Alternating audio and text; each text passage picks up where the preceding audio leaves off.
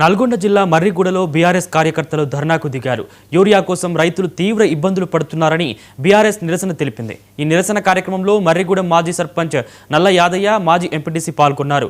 Urea booking app వల్ల రైతులు రోజంతా ఫర్టిలైజర్ షాపుల వద్ద పడిగాపులు కాస్తున్నారని, వెంటనే యూరియా బుకింగ్ యాప్ తొలగించాలని డిమాండ్ చేశారు. కొందరు దళారులు తెలివిగా యూరియాను నిల్వ ఉంచుకుంటున్నారని వెల్లడించారు. రాష్ట్రంలో కాంగ్రెస్ ప్రభుత్వం, కేంద్రంలో బీజేపీ ప్రభుత్వం రైతులకు శాపంగా మారాయన్నారు. బుకింగ్ యాప్ ఎత్తేసి ఆధార్ కార్డు ప్రకారమే రైతులకు యూరియా అందించాలని వారు డిమాండ్ చేశారు. జిల్లాలో మాత్రమే ప్రయోగాత్మకంగా ఇప్పుడు గవర్నమెంట్ పరిశీలనలో ఉంది. సో ఇది అమల్లో ఉంది. దీనివల్ల అది మంచిగా కొనసాగుతుందా లేదా అనేది పరిశీలన చేసిన తర్వాత ఎటువంటి ఇబ్బందులు ఉన్నా కానీ ఆ ఇబ్బందులను తొలగించి తర్వాత మాత్రమే ప్రభుత్వము దీన్ని అమల్లోకి తీసుకొస్తుంది.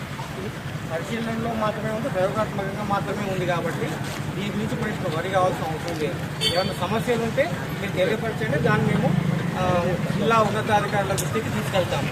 రెండోది, మన దగ్గర సరిపోయే 5 జిల్లాల్లో మాత్రమే ప్రయోగాత్మకంగా ఇప్పుడు గవర్నమెంట్ పరిశీలనలో ఉంది.